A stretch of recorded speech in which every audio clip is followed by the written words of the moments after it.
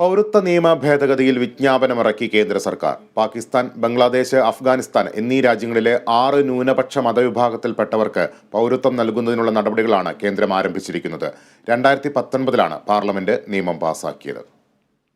പൗരത്വ നിയമ ഭേദഗതിയുടെ ചട്ടങ്ങളാണ് നിലവിൽ വന്നത്. 2014 ഡിസംബർ 31 മുമ്പ് പാകിസ്ഥാൻ, ബംഗ്ലാദേശ്, അഫ്ഗാനിസ്ഥാൻ എന്നീ 3 രാജ്യങ്ങളിൽ നിന്ന് ഇന്ത്യയിലേക്ക് കുടിയേറിയ ഹിന്ദു, സിഖ്, ജൈന, ക്രിസ്ത്യൻ, ബുദ്ധ, പാഴ്സി വിഭാഗങ്ങൾക്ക് ഇന്ത്യയിൽ പൗരത്വം നൽകുന്നതാണ് നിയമം. വിദ്യാഭ്യാസം, വ്യാപാര സ്വാതന്ത്ര്യം തുടങ്ങിയ അവകാശങ്ങൾ പൗരത്വം നേടുന്നവർക്ക് ഉറപ്പു നൽകുമെന്ന് സർക്കാർ പറയുന്നു.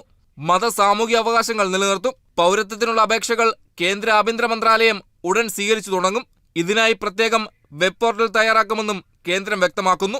ചട്ടം വിജ്ഞാപനം ചെയ്യാനുള്ള സമയപരിധിയിൽ നിരവധി തവണ ആഭ്യന്തര മന്ത്രാലയം സാവകാശം തേടിയിരുന്നു. കോവിഡ് കാരണമാണ് നടപടിക്രമങ്ങൾ വൈകിയതെന്നും അറിയിച്ചിരുന്നു. കേരളം, ബംഗാൾ ഉൾപ്പെടെയുള്ള സംസ്ഥാന സർക്കാരുകളുടെ എതിർപ്പുകൾ നിലനിൽക്കെയാണ് പ്രഖ്യാപനമെന്നതും ശ്രദ്ധേയമാണ്. അതേസമയം കേരളത്തിൽ നിയമം നടപ്പാക്കില്ലെന്ന് മുഖ്യമന്ത്രി പിണറായി വിജയൻ ആവർത്തിച്ചു. National desk, Kerala vision news.